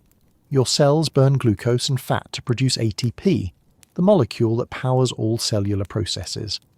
This burning is not perfectly efficient. Much of the energy is lost as heat. In a warm environment, this heat is a waste product. Your body must work to get rid of it, through sweating and vasodilation. In a cold environment, this heat is vital. It is what keeps you alive. 100 watts is not much. A single incandescent light bulb produces more heat than a resting human. If you were to lie alone under a fur blanket in a space where the air temperature is 30 degrees below zero, you would lose heat faster than you generate it. Your core temperature would drop. Over the course of several hours, you would develop hypothermia. You would die. But 6 people together generate 600 watts. This is a significant amount of heat. It is equivalent to a small space heater. The key is trapping that heat. If the heat escapes into the surrounding air, it disperses and is lost. But if the heat is trapped in a small insulated space, like the space under a large fur blanket, it accumulates. The temperature in that space rises until it reaches an equilibrium. The heat generated equals the heat lost. The temperature stabilizes. Under the nook, this equilibrium is reached at a comfortable sleeping temperature. The exact temperature depends on many factors: the thickness of the nook, the size of the family, the outside temperature, the quality of the mattress beneath. But in general, the temperature under the nook stabilizes somewhere around 10 to 15 degrees Celsius, 50 to 60 degrees Fahrenheit. This is not warm by modern standards, but it is far above freezing. It is warm enough to sleep comfortably, especially when you're already wearing light insulating clothing. The heat distribution is not perfectly even. The centre of the line, where the children sleep, is warmest. The ends, where the adults sleep, are slightly cooler. But the difference is not extreme. Everyone is warm enough. The nook itself is critical. The reindeer fur with its hollow hairs traps air. The thickness of the blanket, multiple hides sewn together, creates a substantial barrier to heat loss. The fur also breathes. Moisture from the body's exhalations passes slowly through the hide, preventing condensation from building up inside the nook. If moisture were to condense and freeze, it would form ice, which would compromise the insulation. But the breathable hide prevents this. The mattress beneath also contributes. The layers of reindeer hide create a barrier between the bodies and the frozen ground. Ground is an excellent conductor of heat. If you lie directly on frozen ground, you will lose heat rapidly through conduction. But the mattress, with its fur and trapped air, insulates. The heat loss downward is minimized.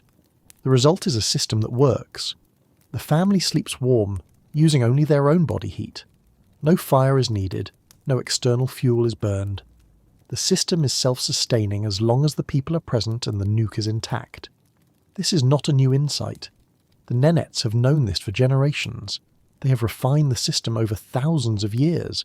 They understand, through direct experience, exactly how many hides are needed for the nuke, exactly how many people must sleep together to stay warm, exactly how to position the children, how to tuck the blanket, how to create the nest.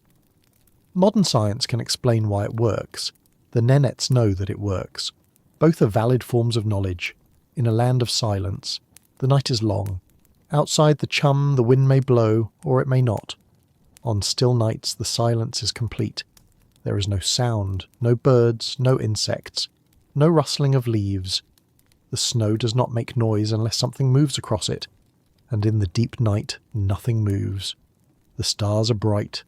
In the absence of any artificial light, in the absence of clouds, the stars are brighter than most people alive today have ever seen. The Milky Way is not a faint smudge. It is a river of light, a band of countless stars stretching from horizon to horizon. Each star is distinct, sharp, hard. They do not twinkle the way stars twinkle in warmer, more humid air. The cold air is so dry, so still, that the stars appear frozen in a place, steady, eternal. Constellations are visible, the same constellations people have watched for thousands of years. Ursa Major, the Great Bear, Cassiopeia, the Queen, Orion, the Hunter, though he is low on the horizon, his belt just visible. The Pleiades, a tight cluster sparkling like ice crystals. The Nenets have their own names for these patterns, their own stories woven around the stars. Stories about reindeer, about journeys, about spirits and ancestors. The stories are old, passed down through generations, changing slightly with each telling but retaining their core. Sometimes the aurora appears, green curtains of light, shifting and folding across the northern sky. Sometimes white, sometimes tinged with red or purple. The aurora is caused by solar wind interacting with the Earth's magnetic field. Charged particles excite atoms in the upper atmosphere, causing them to emit light. This is the scientific explanation. The Nenets have other explanations, older ones woven into their stories and beliefs. Both are true in their own way. The aurora moves in silence. Despite its scale, hundreds of kilometers wide, high above the Earth, it makes no sound. The entire display is visual, not audible. You can watch it for hours and hear nothing. The curtains fold and ripple. They brighten and dim. They stretch across the sky, then contract, then stretch again. The movement is fluid, organic, like fabric blown by an invisible wind. The colours shift, pale green to bright green, green to white, white to pink. Sometimes there are vertical rays, pillars of light reaching from the horizon to the zenith. The aurora is brightest in the coldest weather. When the air is clear and dry, when the temperature is far below zero, the aurora appears with particular intensity. It dominates the sky.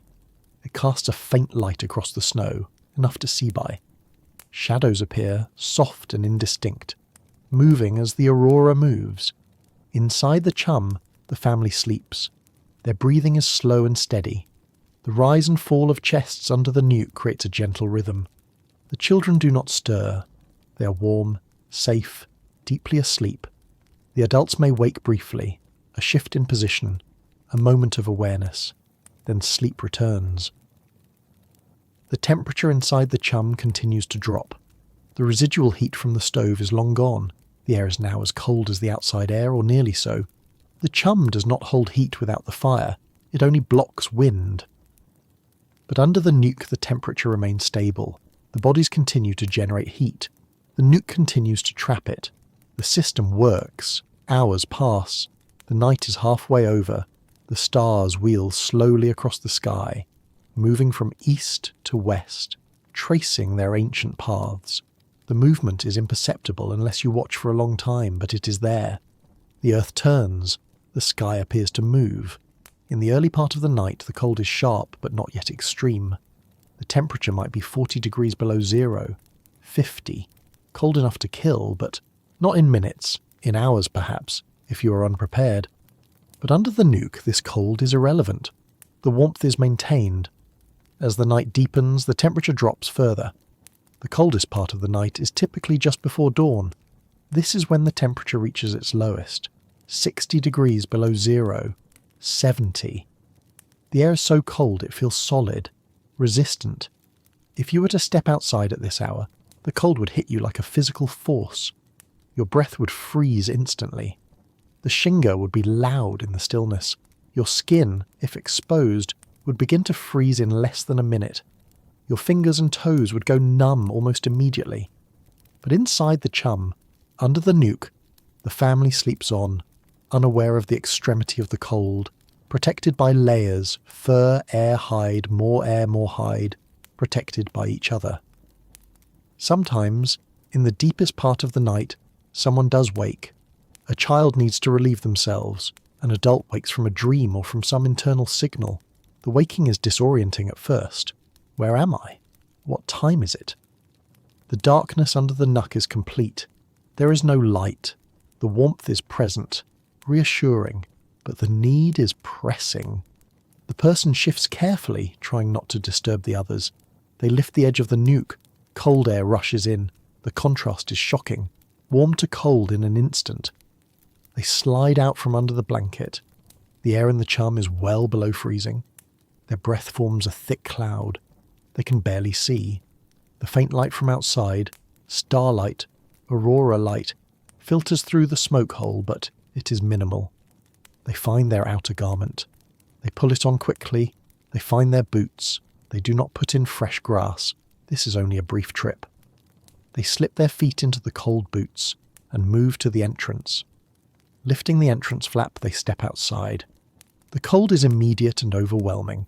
The difference between the chum's interior and the outside is perhaps 20 degrees, but it feels like more. The wind, if there is any, cuts through even the thick clothing. They move away from the chum far enough for privacy. They relieve themselves quickly. The urine steams as it hits the snow, freezing almost instantly into yellow ice. They do not linger. Back inside the chum, they remove the boots, remove the outer garment, and slide back under the nuke. The warmth is still there, preserved by the others. They settle back into place, adjusting their position, pulling the nuke close around them. The cold recedes. Sleep returns within minutes. These brief wakings are part of the night. They happen occasionally, but they do not disrupt the overall rest. The system accommodates them. The warmth remains. The family sleeps on. Outside, the aurora may fade. The curtains of light grow dimmer, then disappear entirely, or they may persist, bright and active, dancing across the sky until dawn. It varies. There is no pattern. The aurora comes and goes according to its own rhythms, its own forces. The stars continue their wheel. Constellations rise in the east, climb to their peak, then descend toward the west. The sky is never the same from 1 hour to the next, always turning, always moving. On the horizon, toward the south, the faintest hint of colour may appear in the hours before dawn. Not light exactly, but a lessening of the absolute blackness, a shift from black to the deepest blue, a suggestion that the sun, though still far below the horizon, is beginning its approach. The landscape under starlight is rendered in shades of grey and white. Shadows are faint, barely distinguishable from the snow. Everything is still, frozen, silent. The reindeer herd, somewhere nearby, is also still. The animals stand or lie in the snow, their thick coats protecting them. Some are standing, heads lowered, dozing. Some are lying down, legs tucked beneath them, nose tucked under tail. They are comfortable. They do not need shelter. They are creatures of this cold. It is their world. The dogs, curled near the chum, are buried under snow. Only a faint rise in the snow's surface indicates where they lie. Their body heat creates a small dome around them, insulated by the snow. They are warm. They are resting. They will wake when morning comes. This is the time when, in a different environment, people might wake from cold. When the body's defences against hypothermia would begin to fail. When the extremities would go numb. When confusion would set in, followed by lethargy, followed by unconsciousness. But under the Nuk, none of this happens. The family sleeps peacefully, warm, safe. This is the culmination of everything. The reindeer hides that form the chum's walls, the double layer with its air gap, the floor of willow branches, the fur mattress, the clothing, carefully sewn, carefully maintained, the sedge grass dried by the fire, the meal of meat and fat providing the calories to fuel the body's heat, the nook sewn from the best hides, and the family itself lying together, generating collective warmth. Every element is necessary. Remove any one, and the system begins to fail. But with all elements in place, it works perfectly.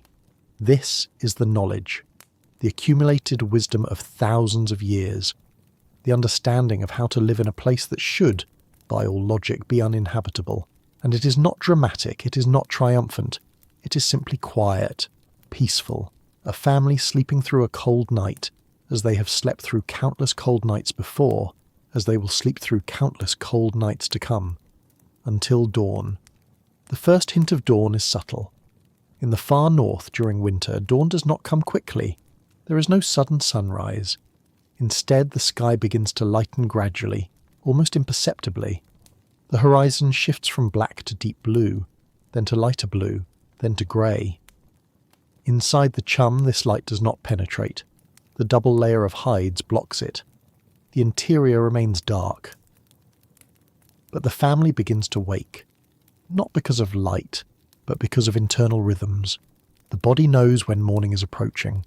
Sleep becomes lighter. Awareness returns. Someone stirs first, usually an adult. They shift slightly under the Nuk. They become aware of the cold air on their face. They breathe, and their breath does not freeze. They are still under the blanket. They lie still for a moment, gathering themselves. Then they move. They lift the edge of the Nuk and slide out from under it. The transition is abrupt. Warm to cold in an instant. The air inside the chum is well below freezing. Their breath immediately forms a cloud. They move quickly. They cross to the stove. They open it. The ashes from last night's fire are there, long since cold. They scrape the ashes aside. They add a small amount of kindling, dried willow twigs, shaved wood. They add a piece of birch bark which catches fire easily. They strike a spark. Flint and steel, or a match if they have them. The spark catches. The kindling smoulders, then ignites. Small flames appear. More wood is added. Small pieces first, then larger. The fire grows. Smoke rises and exits through the smoke hole. The interior begins to warm but slowly. The stove must heat up first, then the air around it, then the rest of the chum. The person who started the fire retrieves the sedge grass insoles from where they were drying. They check them. Dry. Good. They take their piemi and begin to stuff the dried grass back inside, forming a thick, soft insole. Once the grass is in place, they put on the boots. Then they put on their outer garments, the militsa or yagushka. They are ready for the day. Under the Nuk, the rest of the family begins to wake. The children are the last. They wake slowly, reluctantly. It is warm under the blanket. They do not want to leave, but eventually they must. One by one, they slide out from under the Nuk. The cold air is a shock. They shiver. They move quickly to the stove, where the fire is now burning steadily. They hold their hands out to the warmth. Each person retrieves their dried sedge grass. Each person stuffs their boots. Each person puts on their outer garments. The process is practiced, automatic. No one needs to be told what to do. Water is melted from snow. Tea is brewed. Leftover meat from the night before, if any, is heated. If there is no leftover meat, fresh meat is cut from the frozen stores and placed in the pot to cook. The morning meal is simple, but necessary. Calories, warmth, preparation for the day ahead. As the family eats, light continues to grow outside. The sky lightens further. The sun, if it is going to appear at all, begins its low arc across the southern horizon. The light is pale, indirect, but it is light. The day's work begins. The men check the herd. The women begin their tasks inside the chum. The children help where they can, learning, observing, practicing, and the cycle continues. The rhythm, kasleni, the movement of life. Knowledge passed in silence. The Nenets do not have. Schools? There is no formal education. There are no textbooks, no exams, no grades. Yet every child learns what they need to know. They learn to sew, to herd, to read snow, to understand wind, to care for reindeer, to survive. How? By watching, by imitating, by practicing, by living. A child grows up in the chum. From the moment they can observe, they are watching their parents, their grandparents, their aunts and uncles. They see how things are done. They see the care taken with every task. They see the patience, the attention. A mother sews. Her daughter sits beside her, watching the needle move through the hide. The needle must be pushed through with force. The hide is thick. The needle emerges on the other side. The sinew thread is pulled tight. The next stitch is made, close to the first. Each stitch must be the same size. Each must be equally tight. The seam must be straight, or nearly so. The daughter watches. She sees the motion. She sees how her mother holds the hide, how she positions the needle, how she pulls the thread. She sees the concentration on her mother's face. This is not casual work. This is important work. After watching for days, for weeks, the daughter is given materials, scraps of leather, pieces too small for real use, but large enough to practice. She is given a needle. It is dull, not sharp enough to pierce thick hide, but sharp enough for the thin scraps. She is given a strand of sinew. She tries to imitate what she has seen. She positions the leather. She pushes the needle. It does not go through easily. She pushes harder. The needle goes through. She pulls the thread. The stitch is uneven. The leather puckers. It does not look like her mother's work. She tries again. Another stitch. This one is better. Not perfect, but better. She continues. Stitch after stitch. Her fingers are clumsy. The needle slips. The thread tangles. She works slowly, frustrated but determined. Her mother watches but does not correct immediately. She lets the girl work. Mistakes are part of learning. You must make mistakes to understand what works and what does not. After a while, the mother speaks. The stitches should be smaller, closer together. Here, like this. She takes the work, demonstrates a few stitches, then hands it back. The daughter tries again. The stitches are smaller. Better. Over weeks, over months, the girl's stitching improves. The stitches become more even. The leather stops puckering. The seams become straight. She graduates from scraps to real work, small repairs, patches, simple items. Eventually she is sewing complete garments. By the time she's a young woman, her stitching is as good as her mother's. This pattern repeats for every skill. A boy watches his father harness a reindeer. The reindeer is standing calmly. The father approaches slowly, speaking quietly.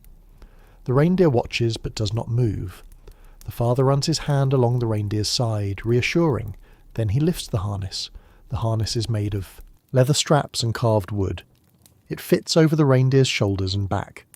The father positions it carefully, adjusting the straps. The reindeer shifts slightly but accepts it. The father attaches the traces, the long straps that connect the harness to the sledge. He checks everything. The fit must be right. Too loose, and the harness will shift and chafe. Too tight, and the reindeer will be uncomfortable and will not pull well. The boy watches. He sees every movement, every adjustment, every check. Later the boy is told to harness a reindeer. He's given a calm animal, one that is used to being handled. He approaches. The reindeer watches him. He reaches out, touching the reindeer's side the way he saw his father do. The reindeer does not move. He lifts the harness. It is heavier than he expected. He positions it. It is crooked. He adjusts. Still not right. His father watches but does not intervene. Not yet. The boy tries again. He adjusts the straps. He pulls one tighter. Too tight. The reindeer shifts uncomfortably. The boy loosens it. Better. He attaches the traces. He checks the fit. It seems right. His father comes over, inspects the work. This strap needs to be tighter. This one looser. See? He makes the adjustments, explaining as he does. The boy watches. He understands. The next time, the boy's harness work is better. Not perfect, but better. The time after that, better still. Eventually he can harness a reindeer quickly, correctly, without supervision. A grandmother dries sedge grass. A grandchild watches. The grass is damp, pulled from the boots at the end of the day. The grandmother arranges it near the stove, spreading it out so the heat can reach every part. She does not place it too close, that would scorch it. Not too far, that would leave it damp by morning. The distance is judged by feel, by experience. The grandchild watches. Later, when the child is responsible for their own boots, they remember. They place the grass near the stove, judging the distance. It is not quite right. The grass is still slightly damp in the morning. They adjust the next night, placing it closer. Too close. A few blades are singed. They adjust again. Eventually they find the right distance. The grass dries perfectly. No one sits the child down and explains the physics of heat transfer and evaporation. No one needs to. The child learns by doing, by making small mistakes, by adjusting based on the results. The knowledge becomes embodied. The child does not think about where to place the grass. They simply know. This is how knowledge is passed. Not through explanation, though explanations are given when needed, but primarily through observation and practice. The knowledge is embodied.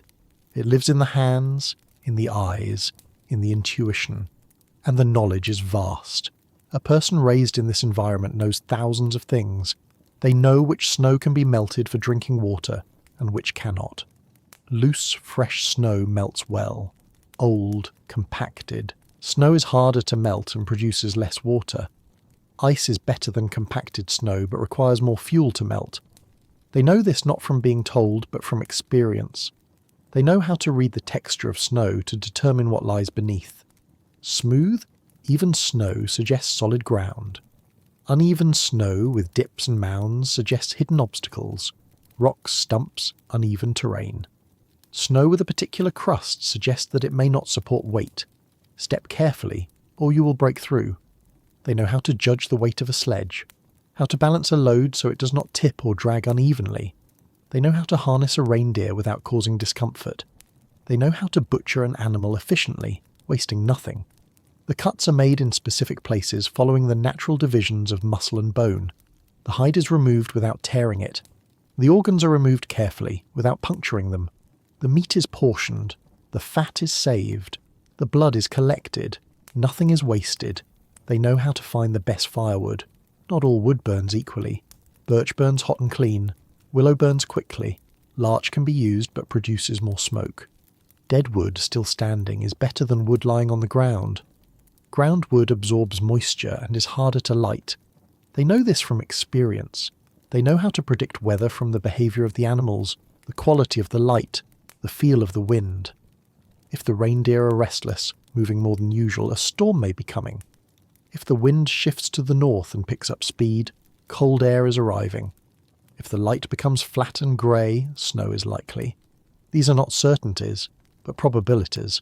The weather in the Arctic is unpredictable, but patterns exist. Those who watch closely learn to see them.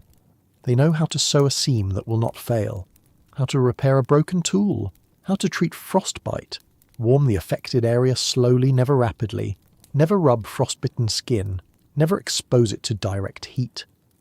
How to recognize the signs of hypothermia, confusion, slurred speech, lethargy. How to stay calm in a blizzard. Do not wander, stay with the herd or the chum, wait it out. How to find your way when visibility is near zero. Follow the wind, or follow your tracks if they are still visible, or stay put. This knowledge is not written down. It is not codified. It exists in the people. It is transmitted person to person, generation to generation, through the simple act of living together. When a mistake is made, it is corrected. A child harnesses a reindeer incorrectly. The reindeer is uncomfortable. It refuses to pull. The child's father or mother shows them what went wrong. The harness is adjusted. The reindeer calms. The child learns. Next time they do it correctly. A girl sews a seam too loosely. Wind will get through. Her mother shows her. See? The stitches need to be tighter. Like this. The girl unpicks the seam and resews it. This time, it is tight. she has learned. Mistakes are not punished harshly. They are teaching moments. But repeated mistakes that show a lack of attention or care, are taken seriously. In this environment, carelessness can kill. Attention is survival.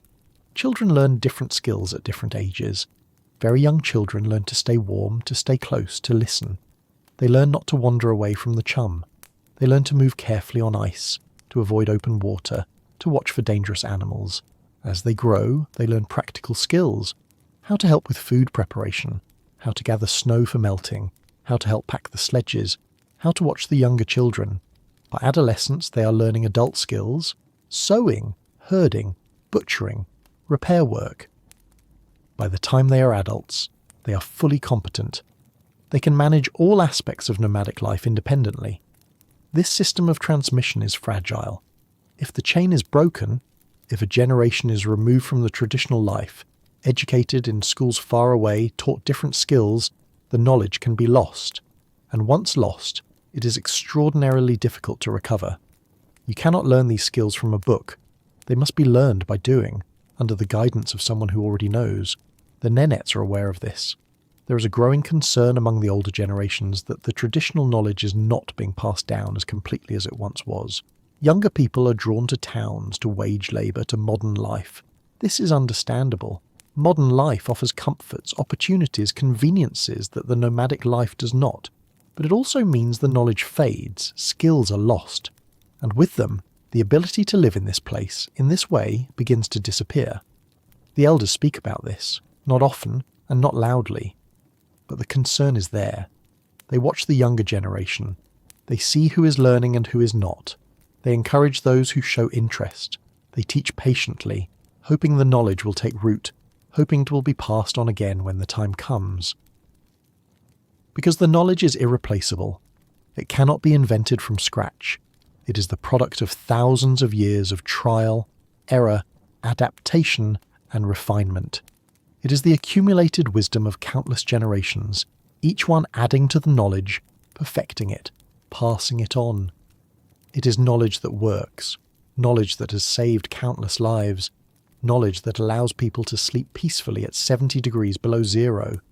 And it exists now, in the people who practice it, in the hands that sew, in the eyes that read the snow, in the intuition that knows when the grass is dry, when the reindeer need to move, when the fire should be fed.